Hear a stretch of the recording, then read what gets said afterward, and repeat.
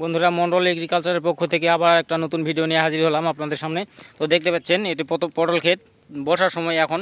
তো বর্ষার সময় পটলের গাছের একটা সমস্যা, মারাত্মক একটা সমস্যা নিয়ে আলোচনা করবো আজকে। তো দেখতে পাচ্ছেন পটল গাছ, এই পটল গাছের যে শিকড়গুলো আছে, শিকড়ের ভেতর নিচে দেখতে পাবেন অনেক সময় এই শিকড়টা গিট ধরে, গিটের মতো, বা যেটা নেমোটেড কৃমি, মানুষের যেমন কৃমি আছে সেই রকম কৃমি গাছের শিকড়ে আক্রমণ করে।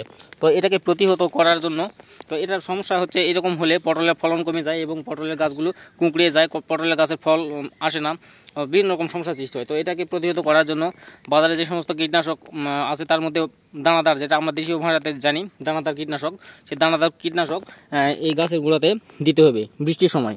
তো বৃষ্টির সময় দিলে হবে কি, দানাদার কীটনাশক হওয়ার কারণে এই কীটনাশকটি গলে গাছের গোড়াতে বসে যাবে এবং সেই কার্য এই নেমোটেড বা কৃমি, যেটা মাটির কৃমি, সেটা মরে যাবে এবং ইসি করে গিটগুলো আর হবে না।